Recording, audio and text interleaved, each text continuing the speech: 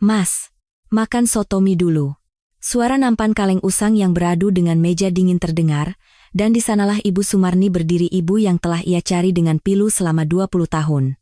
Namun, tatapan mata ibunya yang bungkuk itu kosong, sama sekali tidak mengenali putra satu-satunya yang kini berdiri di hadapannya dengan linangan air mata. Bagaimana bisa ia tidak mengenali putranya yang telah kembali sebagai seorang konglomerat dengan aset triliunan rupiah dan justru memperlakukannya seperti pelanggan biasa seraya menyodorkan mangkuk butut? Dalam desahan yang menyayat ulu hati, mampukah mereka berdua meruntuhkan dinding waktu kejam yang bahkan telah merenggut ingatan dan kembali berpelukan? Sebelum cerita dimulai, mohon hangatkan kisah ini dengan subscribe dan like. Beritahu kami di mana Anda mendengarkan, dan kami akan mengirimkan energi kesehatan dan kedamaian ke tempat Anda berada. Lobi kedatangan Bandara Internasional Soekarno-Hatta terasa menyilaukan oleh kilatan blitz kamera dari puluhan wartawan. Di tengah keramaian itu, berdirilah Bima Sakti, direktur utama yang telah menaklukkan pasar properti Malaysia. Setelan jasnya yang tajam dan ekspresinya yang dingin sudah cukup untuk membuat siapapun merasa terintimidasi. Ia baru saja turun dari pesawat. Puluhan pengawal pribadi membentuk barikade, membuka jalan untuknya. Bukankah aura kesuksesan seorang pemenang begitu mendominasi seluruh lobi bandara? Namun, sorot matanya justru terasa begitu getir. Bayangan kelam menyelimuti wajahnya, lebih pekat daripada kebahagiaan menginjakkan kaki di tanah air. Bima berhenti sejenak, memandang sekeliling. Ratusan orang bersorak, meneriakkan namanya. Itulah hasil dari 20 tahun perjuangan seorang diri di negeri orang, hanya dengan tangan kosong. Di bawah terik matahari Malaysia, ia hanya menunggu hari ini. Ia telah kembali sebagai seorang taipan dengan aset triliunan rupiah. Meski begitu, sudut hatinya terasa sedingin es. Puncak kesuksesan ternyata terasa lebih hampa dari yang ia bayangkan. Suara rana kamera yang riuh seolah mengejeknya. Begitu dipindahkan ke ruang VIP, ia langsung menandatangani dokumen-dokumen penting. Pena mewah berlapis emas itu meluncur mulus di atas kertas. Itu adalah kontrak proyek properti raksasa senilai ribuan miliar rupiah. Tinta yang mengalir dari ujung penanya adalah simbol kekuasaannya yang tak terbatas. Adi, sekretaris pribadinya, berdiri diam mengawasinya. Setelah selesai, Bima meletakkan pena dan menatap keluar jendela. Pandangannya menerawang jauh ke masa lalu. Beban kesuksesan terasa begitu berat menekan pundaknya. Saat itulah, ia merasakan sensasi aneh di ujung jari yang memegang pena mewah itu. Sesuatu yang kasar, sangat kontras dengan permukaan halus pena itu, melintas di benaknya. Sensasi itu, seperti kepingan memori, mulai menusuk-nusuk jantung Bima. Tanpa sadar, ia mengelus bekas luka di lengan kanannya. Bayangan masa lalu yang kelam menyelimuti kontrak bernilai triliunan itu. Itu adalah ingatan dari hari yang ia pikir harus ia lupakan selamanya. Bukankah masa kini yang gemerlap dan masa lalu yang nestapa berbaur dalam sekejap? Aroma kemiskinan yang paling ingin ia hindari tiba-tiba menyengat hidungnya. 20 tahun lalu, tempat tinggalnya adalah sebuah kamar kos sempit dan pengap yang berbau jamur. Saat musim hujan, dindingnya basah dan angin dingin menyusup masuk. Kemiskinan adalah bau busuk yang melekat di setiap helai pakaian bocah itu. Setiap malam, ia harus terjaga karena suara pintu yang ditendang oleh para penagih utang. Ibu Sumarni hanya bisa memeluk putranya dan menangis dalam diam. Di tengah kenyataan yang seperti neraka, satu-satunya yang bisa dilakukan bocah itu adalah melarikan diri. Udara pada masa itu terasa begitu menyesakkan hanya dengan membayangkannya. Ia adalah seorang bocah 17 tahun yang nekat pergi untuk lari dari kemiskinan yang lebih menakutkan dari kematian. Bima membuka tas usang yang ia bawa dari pesawat. Di dalamnya, ada sehelai sapu tangan merah yang sudah lusuh dan berlubang. Benda itu diselipkan ibunya ke saku celananya saat ia meninggalkan rumah 20 tahun lalu. Baginya, sapu tangan ini lebih berharga daripada jam tangan bernilai ratusan juta. Bagian sudutnya sudah robek hingga isinya terlihat. Sapu tangan sederhana inilah satu-satunya kekuatan yang membuatnya bertahan di Malaysia. Ia tidak pernah bisa melupakan kehangatan aroma tubuh ibunya yang menempel di sana, bahkan untuk sedetik pun. Bukankah kini tangan yang baru saja menandatangani kontrak triliunan rupiah itu kini menyentuh sapu tangan dari ibunya? Terdengar di telinganya suara ibunya yang sedang mengulek bumbu untuk soto mie di atas cobek. Tuk, tuk, tuk, tuk. Suara ritmis itu adalah musik terhangat di dunia. Di dapur yang penuh dengan kepulan uap, ibunya selalu tersenyum. Anakku harus makan yang kenyang, ya? Suara itu terdengar seperti gema, menggetarkan hati Bima dengan hebat. Aroma parfum mahal di ruang VIP bandara tiba-tiba berubah menjadi aroma kaldu soto yang pekat. Soto mie buatan ibunya kini terasa jauh lebih mendesak daripada kontrak triliunan rupiah. Bima masuk ke kursi penumpang dan memberi perintah singkat pada Adi. Kita ke lokasi proyek revitalisasi di Tanjung Priok sekarang. Itu adalah suara dingin seseorang yang menuju tempat kerja dengan hati hampa karena belum menemukan ibunya. Bahkan setelah mengerahkan firma investigasi swasta dan menghabiskan miliaran rupiah, jejak ibunya yang hilang selama 20 tahun tak kunjung ditemukan. Wajahnya bukanlah wajah seorang direktur utama BS Group, melainkan wajah seorang anak hilang yang kesepian. Memandangi jalanan Jakarta yang basah oleh gerimis, ia menggigit bibirnya hingga nyaris berdarah. Ia sama sekali tidak menyangka bahwa di suatu tempat di Pasar Kumuh di area revitalisasi itu, ibu yang ia cari dengan begitu putus asa berada di sana. Rintik hujan yang menetes di jendela mobil, seolah menjadi pertanda akan datangnya kesedihan besar yang menantinya. Mampukah ia, secara ajaib, kembali ke pelukan ibunya? Sedan mewah milik Direktur Utama BS Group meluncur mulus di jalanan yang basah. Namun, hati Bima sudah kembali ke malam 20 tahun lalu yang penuh derita. Saat itu, Sumarni dan Bima terhimpit oleh utang rentenir sebesar 500 juta rupiah. Setiap malam, para penagih utang datang tanpa ampun, mencekik leher ibu dan anak itu. Angka 500 juta adalah keputusasaan yang terlalu besar untuk ditanggung oleh seorang remaja 17 tahun. Yang ada hanyalah ketakutan bahwa ibunya yang tercinta bisa mati jika utang itu tidak terbayar. Pemandangan di luar jendela mobil memudar, digantikan oleh kepingan masa lalu yang kejam. Malam itu, seperti biasa, pria-pria berbadan besar mendobrak pintu dan menyerbu masuk ke kamar kos mereka. Jeritan ibunya terdengar memilukan di antara perabotan yang berantakan. Kalau tidak punya uang, jual saja organ anakmu itu atau sekalian jual dia ke kapal ikan. Mendengar ancaman mengerikan dari rentenir itu, Sumarni dengan kaki telanjang yang berdarah-darah memohon di hadapan mereka. Punggung ibunya yang bersujud di lantai semen yang dingin tampak begitu kecil dan rapuh. Menyaksikan pemandangan tragis itu, hati bocah itu terasa tercabik-cabik. Ia menggigit bibirnya hingga berdarah, membenci dirinya sendiri yang lemah dan tidak bisa berbuat apa-apa. Saat itu, rentenir yang marah mencoba menyeret Bima. Sumarni kehilangan akal sehatnya, meraung seperti binatang buas, dan menghalangi jalan di depan putranya. "Jangan!" Balok kayu yang diayunkan rentenir dengan kejam itu ditahan oleh lengan kurus Bima. Rasa sakit yang merobek daging dan meremukan tulang terasa, bersamaan dengan darah segar yang menetes. Itulah bekas luka panjang seperti sabetan pedang yang hingga kini masih ada di lengan kanan Bima. Sambil memeluk putranya yang berlumuran darah dan pingsan, ibunya menangis sejadi-jadinya seolah dunia telah runtuh. Dalam kesadarannya yang memudar, bocah itu menyadari kenyataan pahit. "Jika aku terus di sini, ibu akan mati karena berusaha melindungiku."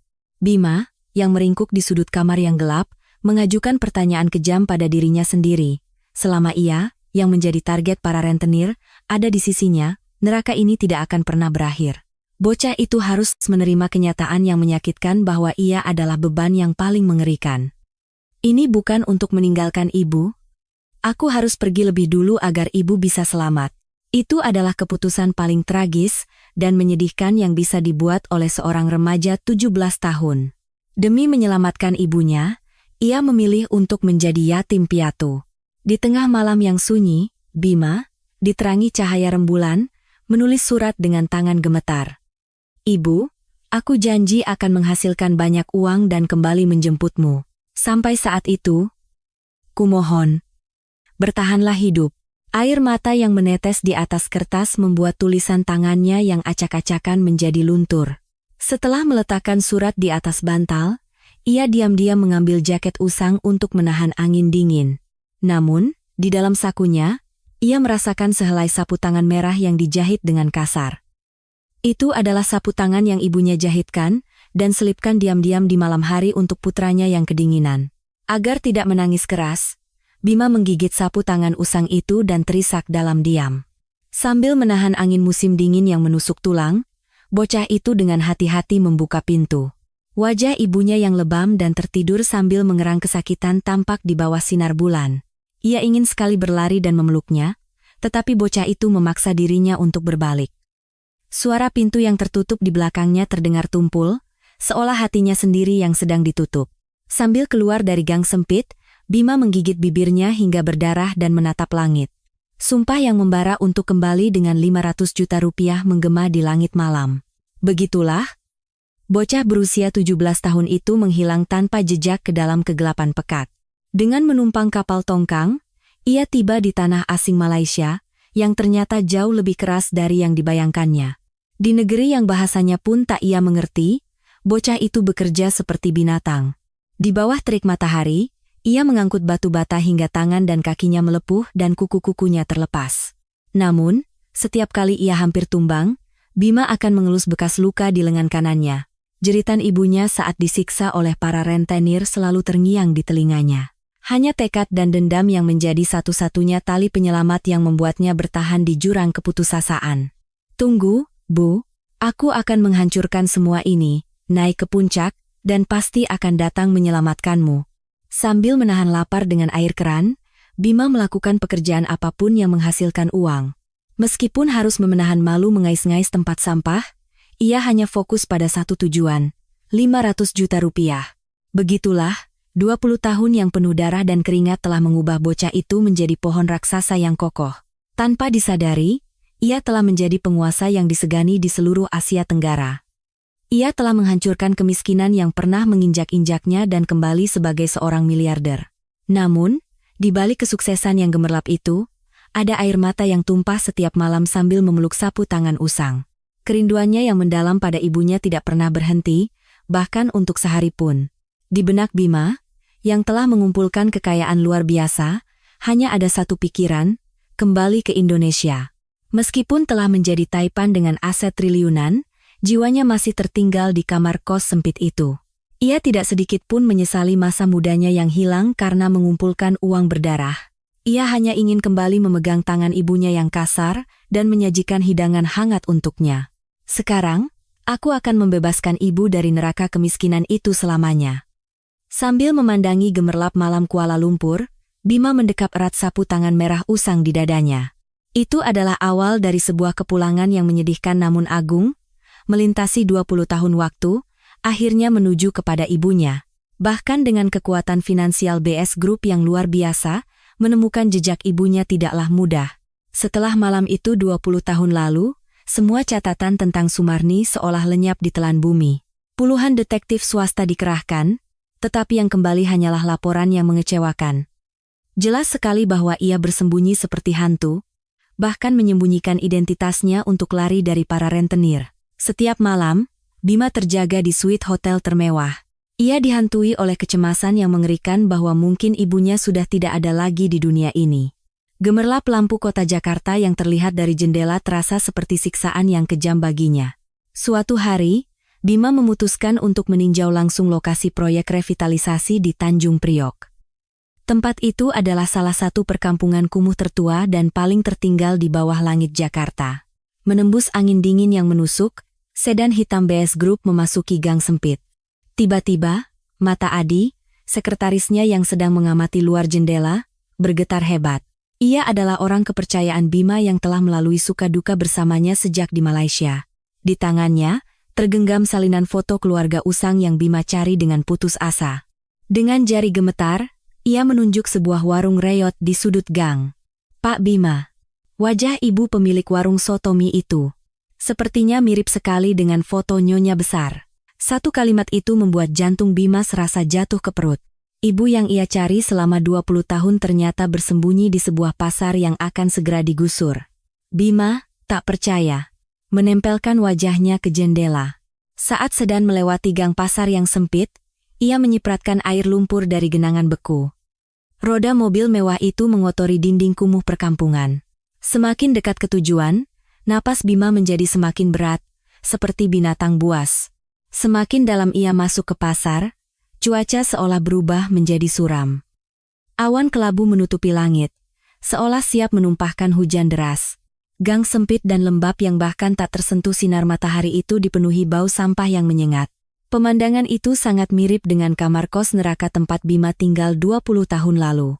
Pecahan arang yang berserakan di pinggir jalan seolah mewakili hatinya yang hancur. Angin dingin menyusup melalui celah jendela, mengiris pipi Bima. Fakta bahwa ibunya bertahan hidup di neraka seperti ini membuat darah di sekujur tubuhnya terasa dingin. Akhirnya, mobil berhenti di depan sebuah warung yang papan namanya pun sudah setengah copot. Kaca jendelanya ditempeli lakban di sana-sini, dan atapnya tampak seperti akan runtuh kapan saja. Asap pekat dari cerobong asap warung membuat gang yang suram itu semakin gelap. Bima, dengan tangan gemetar, membuka pintu mobil dan melangkahkan kakinya ke aspal yang beku. Lumpur lengket dan serpihan es menempel di sol sepatu kulit mahalnya. Namun, ia sama sekali tidak peduli sepatunya rusak. Seluruh perhatiannya terpusat pada sosok ibunya yang mungkin ada di balik pintu itu. Di balik kaca jendela yang berembun, siluet samar seseorang terlihat bergerak. Bima menahan napas dan dengan hati-hati mendekatkan wajahnya ke kaca jendela yang membeku. Meskipun siang hari, bagian dalam warung itu gelap gulita seperti kuburan, tanpa satupun lampu yang menyala. Di dalam kegelapan itu, seseorang dengan punggung bungkuk sedang bersusah payah menyalakan kompor minyak tanah. Suara batuk yang terus-menerus karena asap tebal terdengar samar melalui celah pintu. Mendengar suara batuk itu, jantung Bima seolah membeku. Jauh sebelum otaknya sadar, tubuhnya lebih dulu mengenali keberadaan ibunya yang sangat ia rindukan.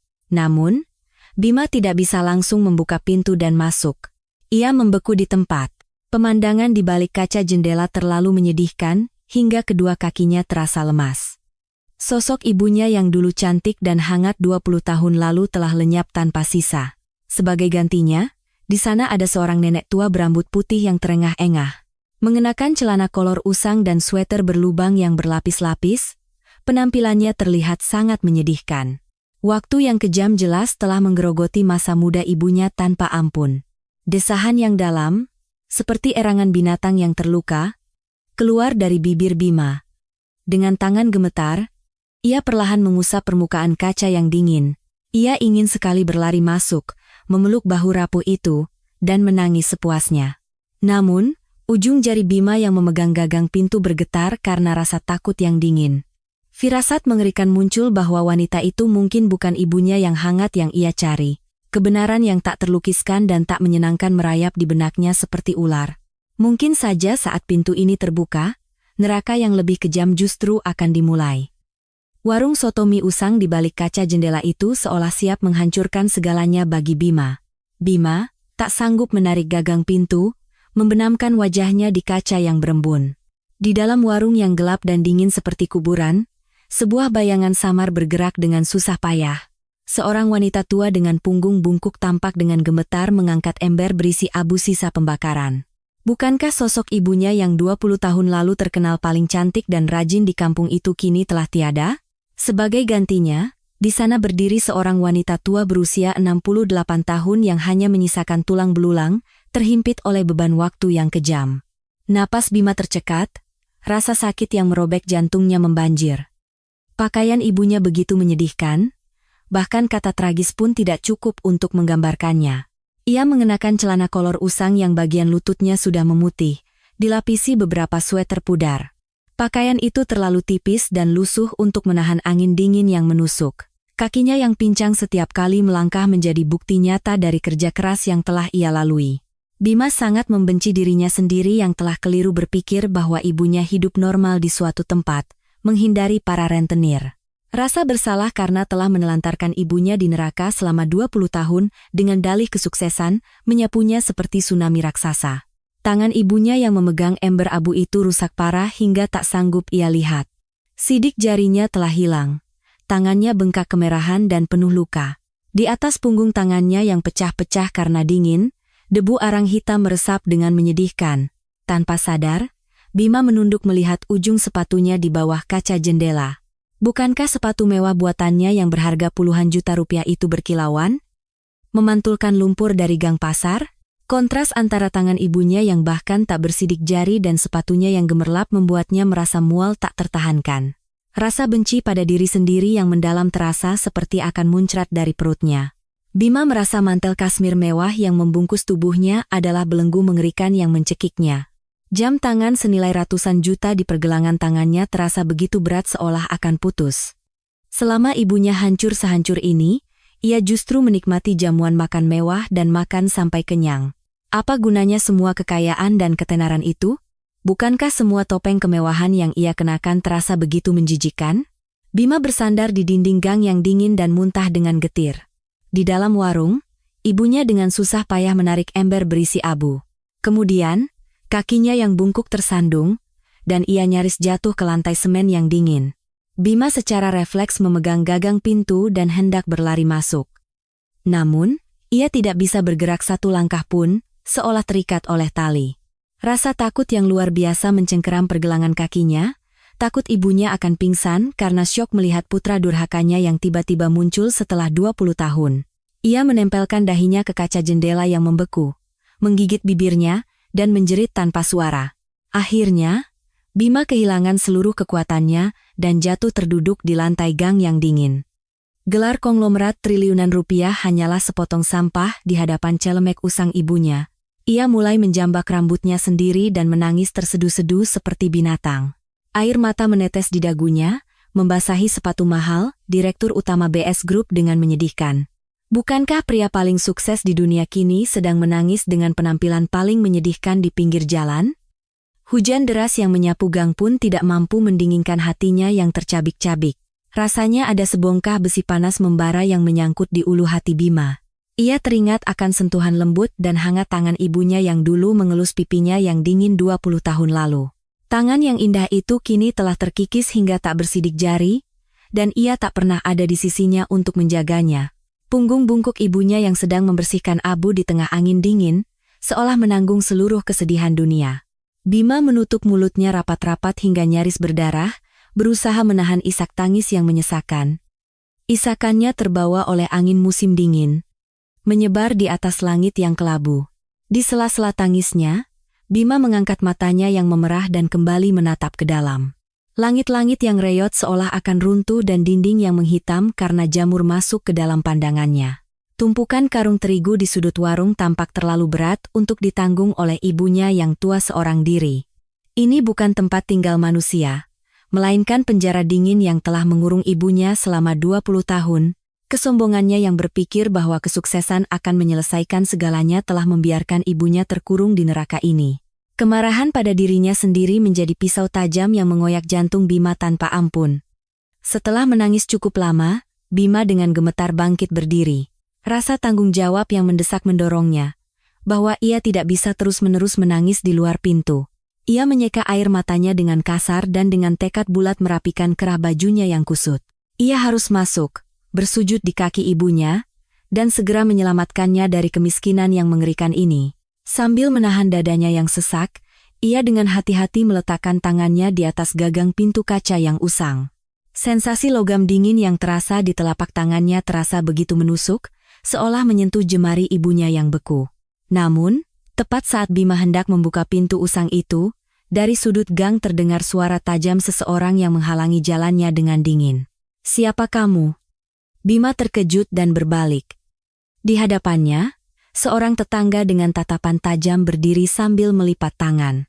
Kebenaran yang keluar dari mulut tetangga itu adalah awal dari neraka yang tak pernah Bima bayangkan.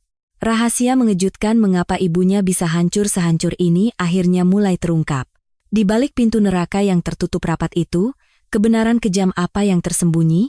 Tepat pada saat Bima dengan tangan gemetar hendak menarik gagang pintu usang itu, terdengar suara langkah kaki tergesa dari belakang, dan seseorang dengan kasar menarik bahunya. "Jangan!" Ketika ia berbalik, sekretarisnya, Adi, berdiri di sana dengan mata memerah dan napas terengah-engah. Adi, yang telah berbagi suka duka dengannya sejak di Malaysia, berani menyentuh tubuh direkturnya. Di tangannya, tergenggam setumpuk dokumen kusut yang baru saja ia terima dari tim intelijen. "Bapak tidak boleh masuk sekarang, Pak." Suaranya terdengar dingin dan bergetar, tidak seperti biasanya. Bima, tidak mengerti, menatap Adi dengan tajam. "Minggir, Adi. Aku harus segera membawa ibuku keluar dari sini." Bima menggeram pelan dan kembali mengulurkan tangannya ke arah gagang pintu. Namun, Adi berdiri teguh di depannya tanpa bergeming sedikit pun. Nyonya besar tidak akan mengenali Bapak sekarang. Satu kalimat tegas itu membuat gerakan Bima berhenti seketika. Apa maksudmu? Kamu tahu bagaimana aku bertahan selama 20 tahun ini? Bima mencengkeram kerah baju Adi, tetapi tatapan mata Adi begitu sedih dan dalam. Ia membuka dokumen kusut itu, dan mulai mengungkapkan kebenaran yang pahit. 20 tahun lalu, malam saat Bapak pergi, para rentenir membakar rumah kos Bapak. Kalimat pertama dari mulut Adi menghancurkan hati Bima berkeping-keping. Nyonya besar berlari masuk ke dalam api, berteriak mencari Bapak. Beliau tertimpa langit-langit yang runtuh dan jatuh pingsan berlumuran darah. Mata Bima bergetar hebat seolah terjadi gempa bumi. Tindakannya pergi untuk meringankan beban ibunya justru telah menjerumuskannya ke dalam maut. Beliau selamat, tapi neraka baru saja dimulai. Laporan kejam, Adi seolah tak ada hentinya. Para rentenir bahkan mengejar beliau sampai ke rumah sakit, menuntut organ tubuhnya sebagai ganti putranya yang kabur. Akhirnya, ibunya, dengan luka di kepala yang belum sembuh, melarikan diri dari rumah sakit di tengah malam. Sejak hari itu, ia membuang nama aslinya, Sumarni, dan hidup bersembunyi seperti hantu. Beliau hidup selama 20 tahun sebagai buronan, tanpa nama, tanpa KTP. Suara Adi terdengar basah, menggema di gang yang dingin. Bima, tak percaya dengan kenyataan ini, hanya bisa ternganga dengan napas tersengal. Itulah sebabnya ia tidak bisa ditemukan, bahkan setelah menghabiskan miliaran rupiah. Rasa takut yang lebih mengerikan dari kemiskinan telah menggerogoti seluruh hidup ibunya. Selama Bapak sukses di Malaysia, Nyonya besar terus-menerus melarikan diri sampai kuku-kuku kakinya lepas. Panggilan formal Adi menusuk hati Bima seperti pisau. Saat Bapak tidur di hotel mewah, Nyonya besar tidur di bawah jembatan. Itu adalah fakta yang kejam dan tak terbantahkan. Bima terhuyung dan bersandar di dinding yang dingin. Ia merasa begitu jijik dan benci pada dirinya sendiri yang lari dengan dalih menyelamatkan ibunya. Seperti kata Adi, ia hanyalah seorang pengecut yang lari untuk menyelamatkan dirinya sendiri. Ia menggigit bibirnya, tetapi tidak bisa menahan isak tangis yang keluar seperti raungan binatang. Yang lebih parah, luka di kepala saat itu menyebabkan penyakit. Dokumen yang diserahkan Adi mencantumkan nama penyakit yang asing, agnosia wajah. Itu adalah penyakit yang membuat penderitanya tidak bisa mengenali wajah orang. Adi, tak sanggup melanjutkan kata-katanya, menundukkan kepala dengan bahu bergetar. Rasa bersalah karena tidak bisa melindungi putranya membuat otaknya secara paksa menghapus ingatan itu. Penjelasan medis yang kejam itu menghancurkan jantung Bima menjadi serpihan. Agar tidak menjadi gila, ibunya telah mengorbankan wajah putra yang paling ia cintai. Itu adalah hukuman paling menyedihkan dan kejam yang diciptakan oleh cinta seorang ibu yang luar biasa. Bima, sambil memegang dokumen itu, jatuh terduduk di aspal. Tangisan pilu yang seolah merobek isi perutnya menggema di pasar yang dingin. Ia bisa merasakan penderitaan yang dialami ibunya mengalir di seluruh pembuluh darahnya. Seharusnya ia tidak lari sendirian malam itu 20 tahun lalu. Seharusnya ia tetap di sisi ibunya sampai akhir. Meskipun harus mati dipukul balok kayu. Aset triliunan dan jabatan sebagai direktur utama BS Group tidak ada gunanya sekarang. Pintu kaca usang di hadapannya terasa seperti tembok raksasa yang tidak bisa ia lewati. Rasa bersalah yang mendalam membakar jiwa Bima hingga tak bersisa. Jika Bapak mengungkapkan identitas sekarang, Nyonya besar tidak akan sanggup menahan guncangannya dan akan pingsan. Mendengar nasihat pahit Adi, Bima hanya bisa mengangguk sambil menelan air mata darah. Saat ia mengaku sebagai putranya, neraka yang telah tersegel selama 20 tahun akan terbuka. Sambil menahan dadanya yang sesak, ia perlahan bangkit berdiri. Benar, aku tidak bisa menghancurkan ibu dengan keegoisanku. Bima merapikan penampilannya dan menatap papan nama usang itu dengan mata memerah. Ia memutuskan untuk mendekat sebagai tamu asing, membawa kebohongan paling menyedihkan di dunia. Mampukah ia menahan sandiwara kejam ini, sambil menyembunyikan identitasnya? Bima, dengan langkah terhuyung, masuk ke kursi belakang sedan mewah yang terparkir di ujung gang. Sambil membenamkan diri di kursi kulit yang dingin, ia mulai membaca catatan medis usang yang diberikan Adi. Di atas kertas yang menguning, tertulis hasil diagnosis tragis yang diterima ibunya setelah kebakaran 20 tahun lalu. Kata-kata seperti gegar otak parah dan gangguan stres pasca trauma menusuk mata Bima dengan tajam. Ujung jarinya yang membaca tulisan itu gemetar seperti ranting pohon di musim dingin. Di halaman terakhir catatan itu, tertulis nama penyakit yang asing dan menakutkan, agnosia wajah, dengan tinta merah. Dalam catatan dokter, tertulis bahwa pasien mengalami kerusakan saraf otak akibat trauma fisik dan psikologis yang ekstrem, terutama perasaan kehilangan yang luar biasa karena kehilangan anggota keluarga telah memicu mekanisme pertahanan otak secara tidak normal. Rasa takut yang mengerikan bahwa putranya akan direbut oleh para rentenir telah menghancurkan area kognitif di otaknya. Bima terengah-engah, membaca baris berikutnya dengan tangan gemetar. Pasien mengalami kejang ekstrem dan kesulitan bernapas setiap kali mencoba mengingat wajah putranya. Kalimat dingin dari dokter itu seolah menguliti jiwa Bima hingga tak bersisa. Otak ibunya, untuk bertahan hidup, atau lebih tepatnya agar tidak menjadi gila, harus mengorbankan putranya yang paling ia cintai. Kerinduan yang mendalam pada putranya telah menjadi racun, mematikan saklar ingatan secara paksa. Itu adalah puncak dari cinta seorang ibu yang paling menyedihkan dan tragis, yang tidak bisa dijelaskan oleh ilmu kedokteran manapun. Air mata darah mengalir deras dari mata Bima. Adi, yang duduk di kursi depan, berkata dengan suara serak dan berat, kata dokter, otaknya menolak untuk menerima kematian putranya, jadi otaknya sengaja membuat memorinya kosong. Mendengar penjelasan Adi, Bima menutupi wajahnya dengan kedua tangan dan meraung seperti binatang. Saat ibuku menjadi gila sendirian di neraka itu, aku malah menghitung uang di Malaysia. Suara Bima yang penuh penyesalan membentur kaca jendela mobil dan pecah berkeping-keping. Aset triliunan dan reputasi gemerlap hanyalah sampah di hadapan ingatan ibunya yang terhapus.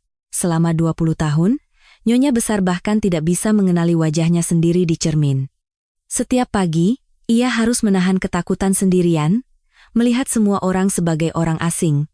Ia hanya bisa mengenali angka di lembaran uang yang diberikan pelanggan, terkurung dalam kegelapan pekat tanpa bisa merasakan kehangatan manusia. Fakta bahwa dirinya lah penyebab semua tragedi ini membuat Bima ingin menggigit lidahnya dan mati. 20 tahun perjuangannya untuk menyelamatkan ibunya terasa sia-sia. Setelah menangis cukup lama, Bima perlahan membuka bibirnya yang ia gigit hingga berdarah. Sambil menekan kesedihan yang nyaris membuatnya gila, ia kembali menatap gang pasar dengan mata memerah. Adi, segera hubungi tim medis terbaik. Aku akan menggunakan seluruh hartaku untuk mengembalikan ingatan ibuku. Suaranya tidak seperti sebelumnya, terdengar sangat tenang. Ia telah menekan dorongan untuk berlari dan memeluk ibunya dengan kesabaran yang luar biasa.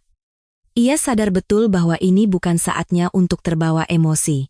Peringatan Adi bahwa memaksakan ingatan bisa membuat ibunya pingsan seperti bom waktu terngiang di benaknya. Bima melepaskan mantel kasmirnya dan mengambil jaket kerja lusuh dari bagasi. Ia mengganti sepatu kulit mewahnya dengan sepatu kets usang milik Adi yang ada di mobil. Ia menyamar sebagai seorang pemuda pekerja harian biasa yang sangat membutuhkan makanan. Ia memutuskan untuk merendahkan dirinya ke tempat terendah agar ibunya tidak merasa curiga. Ia telah siap untuk kembali menjadi bocah 17 tahun. Setelah merapikan penampilannya, Bima berjalan kembali ke depan warung soto mie usang itu, di bawah guyuran hujan. Jantungnya berdebar kencang, tetapi ia memaksakan senyum yang paling biasa dan ramah. Saat ia membuka pintu geser yang berderit, aroma kaldu yang sangat ia rindukan menyambutnya. Namun, di mata ibunya yang berbalik menatapnya, tidak ada kehangatan sama sekali, hanya tatapan dingin. Hati Bima kembali tersayat dengan kejam. Mampukah Bima meluluhkan hati ibunya yang beku sambil menyembunyikan identitasnya? Saat membuka pintu geser yang berderit, aroma asap kompor dan kaldu soto yang gurih menyambutnya. "Selamat datang, Mas. Dingin sekali ya hari ini?" Sumarni menyambut Bima yang berpakaian lusuh dengan senyum ramah. Kata ibu yang begitu ingin ia ucapkan sudah sampai di ujung lidah. Tetapi Bima menahannya dengan menggigit lidahnya hingga nyaris berdarah. Ia duduk di meja sudut dengan kepala tertunduk, menggosok kedua tangannya yang membeku. Hatinya tercabik-cabik melihat ibunya memperlakukan putra yang paling ia cintai seperti pelanggan biasa. Dengan membuang gelar Direktur Utama BS Group, Bima memutuskan untuk mengunjungi warung usang itu setiap makan siang seperti bayangan. Ia menunda semua jadwalnya pada Adi, dan memilih menjadi pelanggan setia yang hanya berputar di sekitar ibunya. Telapak tangannya yang kapalan karena kerja kasar di Malaysia sangat cocok dengan penampilannya yang mengenakan jaket lusuh. Sumarni sama sekali tidak menyangka bahwa pemuda di hadapannya adalah putra 17 tahun yang pernah ia lindungi dengan nyawanya. Mas ini selalu datang sendirian, ya. Nanti saya kasih porsi banyak, tunggu sebentar. Perhatian hangat ibunya pada orang asing justru membuat Bima semakin sedih. Dari dalam dapur, terdengar suara ulekan yang beradu dengan cobek secara teratur. Bima, bahkan tanpa berani bersuara, hanya bisa memandangi punggung bungkuk dan bahu kurus ibunya yang bergerak. Meskipun 20 tahun waktu yang kejam telah berlalu, irama ibunya saat mengulek bumbu soto mie sama persis seperti dulu. Namun, melihat tangannya yang tumpul tanpa sidik jari memegang ulekan yang berat, tampak begitu rapuh dan menyedihkan.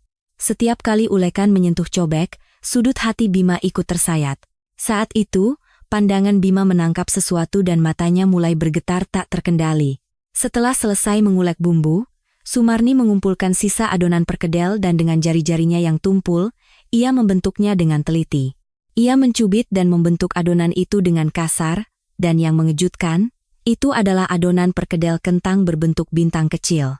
Itu adalah bentuk yang sama persis seperti yang diminta Bima kecil setiap kali makan soto mie di kamar kos mereka yang miskin 20 tahun lalu. Otaknya telah menghapus putranya karena trauma, tetapi ujung jari ibunya yang tua masih mengingat dengan jelas apa yang disukai putranya. Beberapa saat kemudian, sebuah mangkuk kaleng usang yang mengepul diletakkan di atas meja Bima. Cuacanya dingin, ayo cepat minum kuahnya selagi panas. Bersamaan dengan suara lembut Sumarni, aroma kaldu soto yang pekat menusuk hidung Bima. Dengan tangan gemetar, Bima mengambil sendok dan menatap kosong ke tengah mangkuk. Di antara kuah putih dan mie kuning, ada 5 buah perkedel kentang berbentuk bintang yang baru saja dibentuk oleh ibunya. Saat melihatnya, air mata yang ia tahan-tahan akhirnya tumpah, membuat pandangannya kabur. Agar tidak ketahuan menangis, Bima buru-buru menyendok perkedel bintang dan kuah, lalu memasukkannya ke dalam mulut. Rasa gurih dan asin yang menyebar di lidahnya sama persis dengan rasa soto yang ia makan di kamar kos 20 tahun lalu. Sebelum otaknya menyadarinya, indera perasa dan penciumannya lebih dulu membangkitkan ingatan hangat di masa lalu. Entah ia menelan kuah panas atau air mata darah, kerongkongan Bima terasa sakit. Untuk menahan isak tangisnya, ia menundukkan kepala dalam-dalam, membenamkan wajahnya di mangkuk, dan mulai terisak. Sumarni yang melihatnya berdecak, lalu menyobek tisu gulung dan meletakkannya dengan lembut di samping meja Bima. Aduh, sepertinya saya kebanyakan kasih sambal. Pedas sekali ya, Mas? Pelan-pelan saja makannya. Ia sama sekali tidak tahu bahwa pria yang menangis di hadapannya adalah putra kandungnya, dan hanya memberinya nasihat dengan keramahan seorang pemilik warung. Kehangatan buta ibunya yang tidak mengenalinya justru menusuk jantung Bima seperti pisau tajam. Bima, tak sanggup mengangkat kepala, terus menyeka mata dan hidungnya dengan tisu sambil menelan erangan seperti binatang. Ibu, ini aku. Ini Bima yang tumbuh besar dengan makan perkedel bintang buatanmu. Kebenaran yang sudah sampai di ujung lidah itu ia telan paksa. Ia teringat peringatan dokter bahwa jika ia mengungkapkan identitasnya sekarang, otak ibunya yang syok bisa bereaksi tak terduga. Situasi mengerikan di mana ia harus berpura-pura menjadi orang lain di hadapan orang yang paling ia cintai ini adalah siksaan harapan yang menyakitkan. Urat biru menonjol di punggung tangannya yang memegang sendok, menahan dorongan untuk segera berlutut dan memeluk ibunya. Setelah menelan air matanya, Bima, menyembunyikan matanya yang memerah, bertanya dengan suara serak. Bu, perkedel bentuk bintang ini memang selalu ada di sotonya? Ya? Mendengar pertanyaan itu, tangan Sumarni yang sedang mengelap mangkuk berhenti sejenak di udara. Ia mengerutkan kening, seolah berusaha mengingat sesuatu, lalu tersenyum samar dan sedih. Entahlah, Nak, saya juga tidak tahu. Setiap kali saya di depan kompor, tangan saya ini selalu saja membentuk seperti ini, seolah-olah pernah membuatnya untuk seseorang. Satu kalimat dari ibunya itu benar-benar menghancurkan jiwa Bima. Otaknya, tak sanggup menahan penderitaan, telah menghapus keberadaan putranya seperti kertas kosong. Namun, cinta seorang ibu jauh lebih kuat dan dalam, tersisa sebagai naluri yang tak terhapuskan di ujung jarinya yang tua dan sakit. Di hadapan kebenaran yang menyedihkan bahwa meskipun otaknya lupa, tubuhnya masih mengingat putranya, Bima hancur dalam diam. Ia menghabiskan kuah soto hingga tetes terakhir, bersumpah dalam air mata darah untuk menjaga ibunya seperti bayangan seumur hidupnya. Namun, kesedihan yang tenang itu pecah ketika pintu warung yang usang terbuka dengan kasar, dan tamu tak diundang yang berwajah sangar masuk. Pintu geser yang usang dan berderit terbuka dengan kasar, dan seorang pria berpenampilan sangar masuk ke dalam warung. Dia adalah Pak Tirta, seorang pengusaha waralaba serakah yang ingin menguasai seluruh area komersial di lingkungan itu. Dia memandang sekeliling warung seolah melihat serangga, lalu tiba-tiba berteriak pada Sumarni. "Nenek tua, sudah kubilang bulan ini kau harus angkat kaki. Cepat singkirkan panci bututmu yang menjijikkan ini." Hardikan kejam Tirta merobek keheningan warung soto mie. Sumarni, dengan wajah pucat, gemetar dan melangkah mundur. Tirta menendang kursi dengan sepatunya yang berlumpur, menyudutkan Sumarni. "Besok aku akan panggil preman untuk meratakan tempat sampah ini. Jadi, enyahlah dari sini." Dia mendengus dan mendekati panci kaldu soto yang mendidih. Sumarni yang terkejut memegang ujung celana Tirta dengan kedua tangannya yang kasar, memohon. "Pak, tolong beri saya waktu beberapa hari lagi. Saya tidak punya tempat lain untuk pergi." Namun, Tirta dengan kejam mendorong wanita tua itu. Mata Bima, yang sedang makan di sudut, berkilat tajam. "Jangan sentuh aku dengan tangan kotormu." Didorong oleh tangan kasar Tirta, Sumarni jatuh tersungkur di lantai semen yang dingin. Suara tumpul punggung bungkuk wanita tua itu yang menghantam lantai benar-benar memutus kesabaran Bima. Tepat saat Tirta dengan wajah bengis hendak menumpahkan panci kaldu yang mendidih. Buk! Sebuah tangan kekar secepat kilat, menyambar pergelangan tangan Tirta. Itu adalah Bima, pelanggan tetap berjaket lusuh. Matanya berkobar dengan amarah yang membara seperti api neraka. "Lepaskan tangan kotormu itu," suara Bima yang rendah dan dingin menggema di dalam warung. Tirta, melihat penampilan Bima yang seperti pekerja harian, tertawa sinis. "Siapa gelandangan ini? Kau juga mau kusiram kuah panas ini, ha?" Meskipun diejek, ekspresi Bima tidak berubah. Dia melepaskan tangan Tirta seolah membuang sampah, lalu mengeluarkan ponsel dari sakunya dan memberi satu perintah singkat. "Adi, masuk sekarang dan bersihkan semuanya." Begitu panggilan singkat itu berakhir, sesuatu yang luar biasa terjadi. Dari luar, suara mesin mobil yang berat mengguncang gang. Dan puluhan sedan hitam mewah mengepung pasar. Dengan suara rem yang berdecit, puluhan pria tegap berjas hitam turun dari mobil serempak. Mereka dengan cepat mengepung warung soto mie, membentuk barikade yang tak bisa ditembus. Suara bising pasar seketika hening. Keangkuhan di wajah Tirta lenyap seketika. Pintu warung terbuka dengan sopan, dan sekretaris Adi masuk, membungkuk dalam-dalam kepada Bima. "Pak Bima, sesuai perintah Bapak, kantor pusat waralaba dan gedung milik Pak Tirta telah kami akuisisi seluruhnya dengan harga 2 kali lipat dari harga pasar." Mendengar laporan Adi, mata Tirta membelalak. Ia baru sadar bahwa pemuda berjaket lusuh yang sedang makan soto ini adalah pimpinan BS Group yang menguasai Asia Tenggara. Rasa takut bahwa seluruh kekayaan dan kekuasaannya lenyap dalam sekejap mencekiknya. Bima menatap Tirta yang membeku dengan pandangan dingin. "Wanita yang baru saja kau sentuh itu lebih berharga dari nyawaku. Beraninya kau menyebutnya sampah?" Tatapan Bima bukan lagi wibawa seorang miliarder, melainkan kekejaman seorang predator.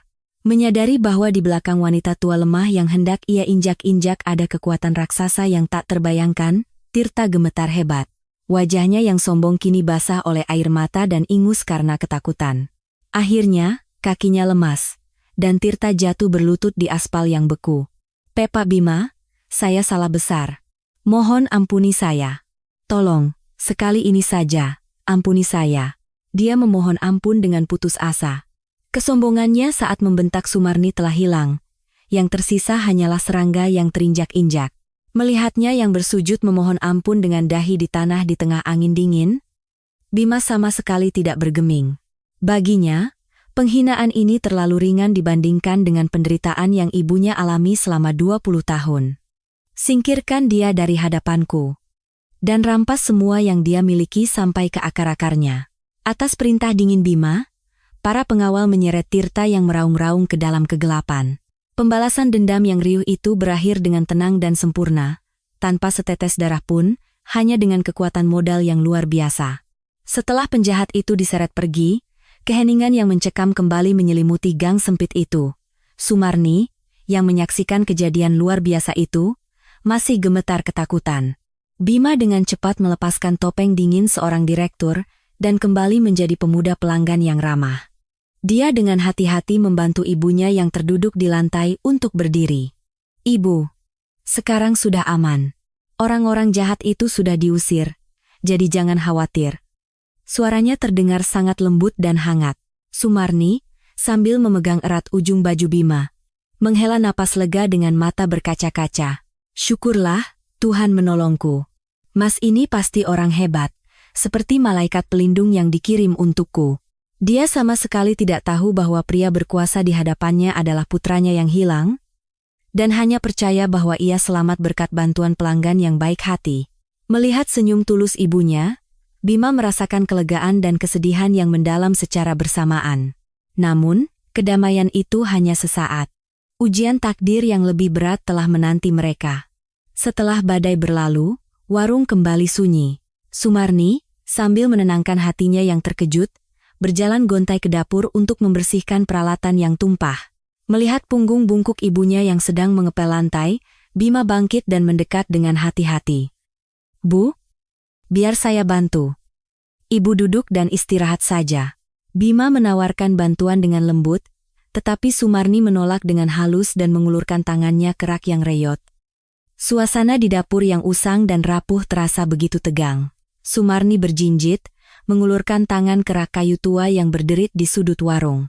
Di sana, ada penggiling adonan besar dan alat-alat besi berat yang diletakkan dengan tidak stabil. Baut rak yang tak sanggup menahan beban waktu mulai terlepas dari dinding, mengeluarkan suara berderit yang tidak menyenangkan. Tiba-tiba, papan kayu itu retak, dan alat-alat berat itu jatuh menimpa kepala Sumarni. Momen mengerikan yang terjadi dalam sekejap itu terasa seperti gerakan lambat di mata Bima. "Awas!" Jeritan Bima terdengar bersamaan dengan tubuhnya yang melesat di udara. Ingatan akan malam neraka 20 tahun lalu, saat balok kayu rentenir jatuh ke arah kepala ibunya, menguasai seluruh tubuh Bima. Tanpa berpikir, dia melemparkan tubuhnya ke arah penggiling adonan dan benda-benda besi yang jatuh menimpa Sumarni. Dengan suara benturan tumpul, lengan kekar Bima dengan sempurna menangkis benda-benda yang jatuh seperti senjata. Naluri buta untuk menyelamatkan ibunya membuatnya bergerak lebih cepat dari kilat. Prang! Peralatan usang itu pecah berkeping-keping di lantai semen. Bima, meskipun terjatuh, tetap melindungi kepala Sumarni dan menahan semua benturan dengan punggungnya yang lebar. Akibat gesekan kasar, lengan kanan jaket lusuh yang dikenakan Bima tersingkap hingga ke bahu. Debu tepung yang mengepul perlahan-lahan mereda, dan keheningan yang mencekam kembali menyelimuti mereka berdua. Hanya napas Bima yang terengah-engah yang mengisi dapur yang sunyi, meningkatkan ketegangan. "Aduh, Mas, tidak apa-apa? Ada yang luka?" Sumarni gemetar hebat, memeriksa Bima yang memeluknya. Saat pandangannya tertuju pada lengan kanan Bima yang hendak bangkit, waktu di dapur seolah berhenti. Lengan jaket Bima yang tersingkap memperlihatkan bekas luka panjang seperti sabetan pedang. Itu adalah luka kehormatan sekaligus tragedi saat ia menahan balok kayu rentenir 20 tahun lalu. Pandangan ibunya terpaku pada bekas luka merah itu. Otak Sumarni, yang masih terperangkap dalam agnosia wajah, sama sekali tidak mengenali pemuda di hadapannya sebagai putranya. Namun, anehnya, matanya yang melihat bekas luka itu mulai bereaksi, menolak perintah otaknya.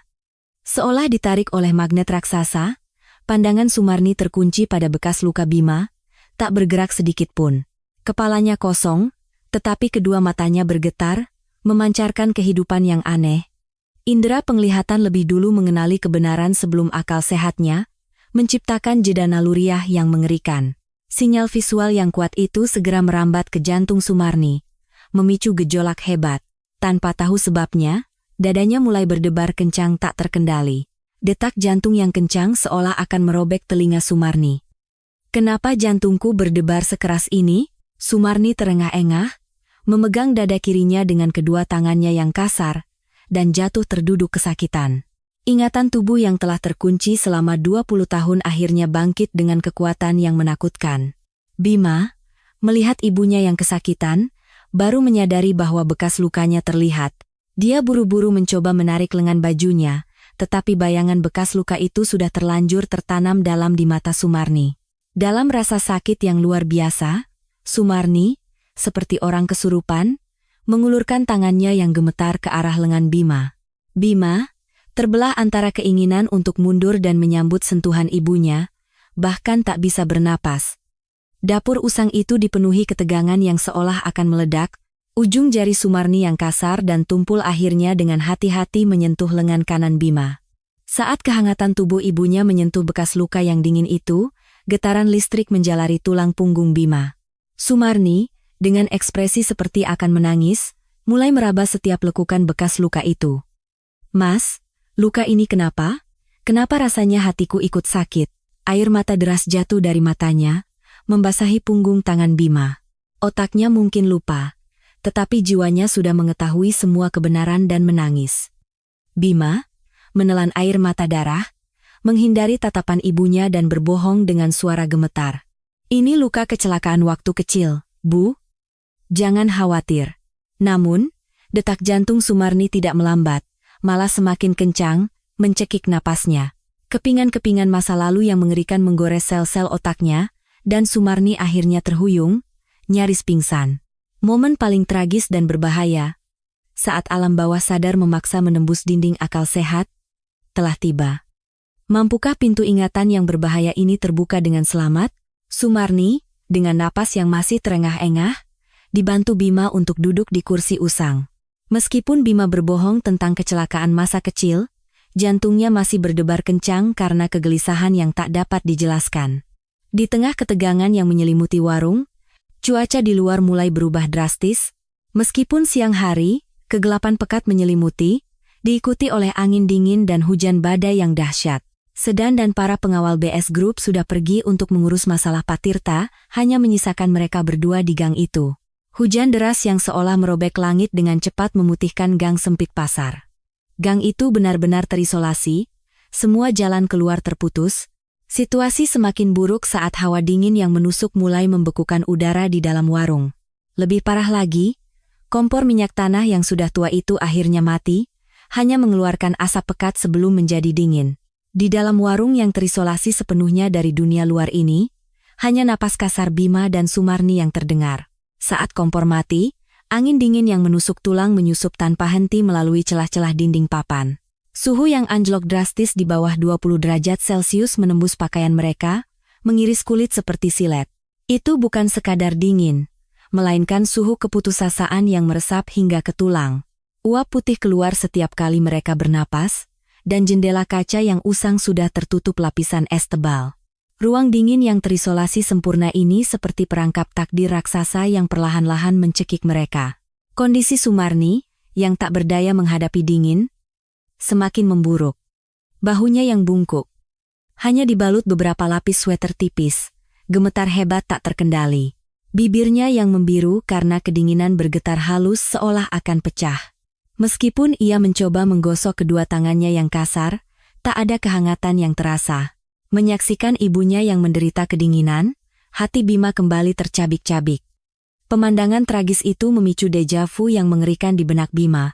Malam neraka 20 tahun lalu di kamar kos yang gelap gulita karena listrik padam, saat mereka dikejar rentenir, terulang kembali dengan sempurna. Malam itu, hujan deras juga turun, dan di lantai yang dingin, ibunya memeluknya dengan bibir membiru. Suhu dan bau di warung yang dingin ini 100% mereplikasi lingkungan putus asa saat itu. Bima gemetar ngeri menyadari permainan takdir yang mencekik ini. Bima buru-buru melepaskan jaket luluhnya dan menyelimuti bahu kurus Sumarni yang gemetar. Meskipun tubuh Bima yang hanya mengenakan kemeja tipis juga merasakan dingin yang menusuk, ia sama sekali tidak merasakannya. Hanya ada satu keinginan putus asa yang menguasai seluruh tubuhnya, menghangatkan bibir ibunya yang membiru. "Bu, tahan sebentar. Saya akan coba menyalakan apinya lagi." Bima, dengan tangan gemetar, mencoba menyalakan kembali kompor, tetapi kompor itu tetap dingin. Dingin yang ekstrem dan syok psikologis membuat kesadaran Sumarni yang kabur mencapai batasnya. Sambil meringkuk kedinginan, kata-kata tak jelas mulai keluar dari bibirnya. "Dingin. Bimaku tidak boleh kedinginan. Kompornya rusak lagi.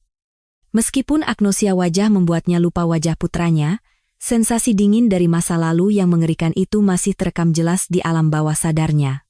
Tanpa menyadari pemuda di hadapannya adalah putranya, ibunya tersesat dalam waktu masa lalu yang beku, sebuah pemandangan yang sangat menyedihkan. Mendengar gumaman ibunya yang memilukan, Bima merasa jantungnya berhenti berdetak. Bahkan setelah 20 tahun, jiwa ibunya masih terjebak di kamar kos yang beku, mengkhawatirkan putranya yang masih kecil.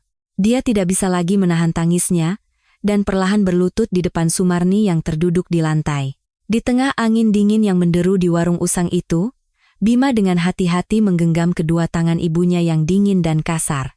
Akhirnya, pertanda reuni paling menyedihkan dan menentukan dimulai seperti badai.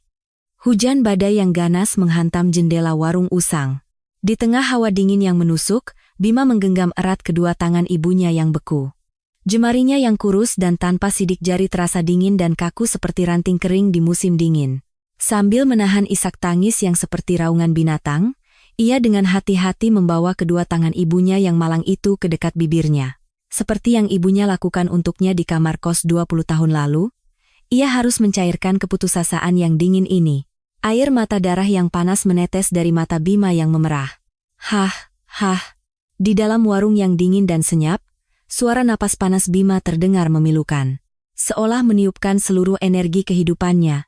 Ia tanpa henti menghembuskan kehangatan ke tangan ibunya yang membeku. Air mata panas Bima jatuh di punggung tangan Sumarni yang pecah-pecah, menciptakan uap putih saat menyentuh kulit dinginnya. Itu bukan sekadar rembusan napas, melainkan napas kerinduan dan penebusan dosa seorang putra yang telah terpendam selama 20 tahun. Kehangatan kehidupan yang paling menyentuh dan panas perlahan-lahan meresap ke ujung jari Sumarni yang sedingin es. Bahu bungkuk Sumarni mulai bergetar halus, merespons kehangatan yang asing namun familiar itu. Sensasi panas yang menembus kulit dan mengalir melalui pembuluh darahnya secara paksa memanggil kembali ingatan akan kamar kos yang gelap gulita 20 tahun lalu. Itu adalah sentuhan dari malam yang putus asa namun hangat. Saat ia memeluk putranya yang kedinginan, dan tanpa henti menghembuskan napas hangat. Mekanisme pertahanan otak yang mengendalikan akal sehatnya mulai runtuh di hadapan gelombang sensasi yang luar biasa ini. Pandangannya yang kabur perlahan-lahan mulai fokus pada wajah Bima yang sedang menghembuskan napas. Pada saat itu, pandangan Sumarni kembali terpaku pada bekas luka sabetan pedang di lengan kanan Bima. Sentuhan masa lalu yang kuat dari ujung jarinya dan bukti visual dari tragedi 20 tahun lalu bertemu dengan sempurna. Dinding ingatan yang terkunci rapat oleh agnosia wajah akhirnya mulai retak. Sakit kepala yang hebat seolah merobek sel-sel otaknya menyerang. Tetapi naluri cinta seorang ibu dengan kejam menginjak-injak rasa sakit itu. Sosok putra satu-satunya yang tersegel di lubuk, jiwanya bangkit kembali dengan kekuatan dahsyat. Saat ingatan itu meledak, tubuh Sumarni dilanda guncangan yang tak tertahankan dan mulai kejang. Getaran halus yang dimulai dari ujung jarinya yang dipegang Bima merambat ke lengannya yang kurus, mengguncang bahu dan lehernya dengan kasar. Seperti orang tersengat listrik, otot-otot di sekitar pipinya yang tirus dan bibirnya yang berkerut bergetar tak terkendali. Otak yang telah mengorbankan ingatan untuk menyelamatkan dirinya sendiri kini, mengalami penderitaan persalinan yang suci, saat menerima kembali ingatan itu. Kerongkongannya bergetar hebat, menelan jeritan yang tak bisa keluar. Di kedua mata kosongnya yang terperangkap dalam penyakit agnosia wajah yang mengerikan, terjadi perubahan luar biasa. Seperti es tebal yang pecah, selubung kabur itu tersingkap, dan di tempatnya, pembuluh darah merah mulai memenuhi matanya. Dari kedua matanya yang terbelalak, air mata darah yang telah mengering selama 20 tahun tumpah ruah. Tetesan air mata yang besar dan panas mengalir tanpa henti di sepanjang tulang pipinya yang kurus dan kerutan yang dalam. Itu bukan sekadar air mata, melainkan jejak suci dari 20 tahun penderitaan dan penyesalan yang meleleh. Sumarni, di hadapan kenyataan yang tak dapat dipercaya, membuka bibirnya yang pecah-pecah, tetapi tidak ada suara yang keluar. Tangisan yang membuncah dari lubuk hatinya, tersangkut di tenggorokannya, membuat dadanya naik turun seolah akan hancur setiap kali ia bernapas. Dengan tangan gemetar, ia dengan susah payah melepaskan tangannya dan dengan lembut menangkup wajah Bima yang basah oleh air mata. Sentuhan janggut kasar putranya dan air mata panas di telapak tangannya membuktikan dengan sangat jelas bahwa ini semua bukan mimpi. Udara dingin di warung usang itu seolah bergetar bersama dengan penderitaan ibunya yang menyiksa. Setelah erangan yang menyayat seperti rintihan binatang, akhirnya suara serak penuh darah keluar dari bibir Sumarni yang robek. "Bima, anakku, betapa takutnya kamu sendirian dalam gelap?" Satu kalimat itu begitu memilukan hingga seolah merobek atap warung dan langit yang diguyur hujan. Untuk pertama kalinya dalam 20 tahun, ia mengenali wajah putranya dengan sempurna dan memanggil namanya yang paling menyedihkan di dunia. Mendengar suara ibunya yang menyayat, Bima akhirnya kehilangan sisa-sisa akal sehatnya. "Ibu, aku salah. Aku telah melakukan dosa besar." Direktur utama BS Group yang menguasai triliunan rupiah telah lenyap, yang tersisa hanyalah seorang bocah 17 tahun yang menangis terseduh-seduh di lantai. Bima memeluk pinggang ibunya yang kurus seolah akan hancur, membenamkan wajahnya di pangkuannya, dan meraung seperti binatang. "Aku ingin menghasilkan uang untuk membuatmu hidup senang, tapi aku malah meninggalkan ibuku sendirian di neraka ini. Aku gila."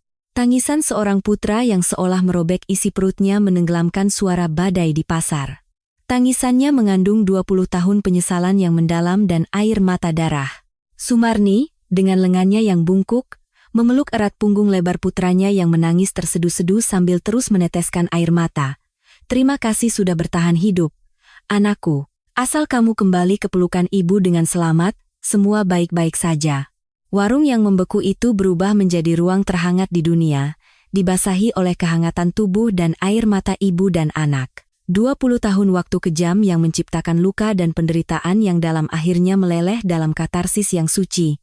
Namun, Sumarni tidak tahu bahwa keajaiban sejati yang telah Bima siapkan untuknya di akhir reuni penuh air mata ini bahkan belum dimulai. Beberapa hari kemudian, setelah badai neraka berlalu dan sinar matahari yang hangat menyinari pagi, Bima membawa ibunya dari warung papan reyot di Tanjung Priok ke salon termewah di Jakarta. Di ruang VIP, puluhan desainer terbaik dengan sopan melayani Sumarni. 20 tahun, bau asap kompor dan kotoran yang menempel di pasar luntur bersama aroma sampo mewah. Rambutnya yang putih dan kasar diubah menjadi rambut perak yang elegan, berkilau, dan berkelas. Sumarni, melihat bayangan wanita asing di cermin, mengelus pipinya tak percaya. Setelah dari salon, mereka langsung menuju pusat perbelanjaan mewah. Bima melepaskan celana kolor usang ibunya dan memakaikannya blus sutra terlembut di dunia. Mantel kasmir mewah senilai puluhan juta rupiah yang akan melindunginya dari angin dingin menyelimuti bahu bungkuk Sumarni dengan hangat. Kalung mutiara yang berkelas menggantikan sweater berlubang yang ia pungut di pasar. Itu adalah transformasi sempurna menjadi penampilan yang paling anggun dan terhormat, sesuai dengan status ibu dari Direktur Utama BS Group. Para staf pusat perbelanjaan berbaris dan membungkuk 90 derajat sebagai penghormatan kepada Sumarni. Pandangan Bima beralih ke tangan ibunya yang kasar dan tanpa sidik jari. Dia memanggil seorang terapis pijat ke lounge VIP untuk melembutkan kapalan ibunya yang beku. Setelah diolesi krim nutrisi mahal, punggung tangannya yang pecah-pecah mulai memerah hangat. Sandal jepit usang digantikan oleh sepatu kulit buatan tangan yang paling empuk dan hangat. Itu adalah janji teguh seorang putra bahwa ibunya tidak perlu lagi lari hingga kuku kakinya lepas di tengah angin musim dingin. Sumarni meneteskan air mata bahagia merasakan kehangatan lembut yang membungkus kakinya. Setelah selesai berdandan, Sumarni dengan hati-hati berdiri di depan cermin besar di ruang VIP, dengan sembunyi agnosia wajah. Untuk pertama kalinya dalam 20 tahun, ia bisa melihat wajah aslinya. Di cermin, bukan lagi wanita tua lusuh yang dikejar rentenir, melainkan seorang nyonya besar yang paling terhormat.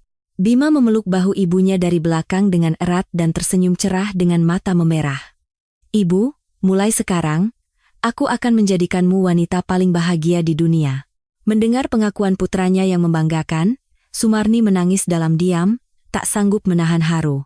Namun, bahkan setelah mengenakan perhiasan puluhan juta dan mantel kasmir mewah, naluri ibunya tertuju pada hal lain.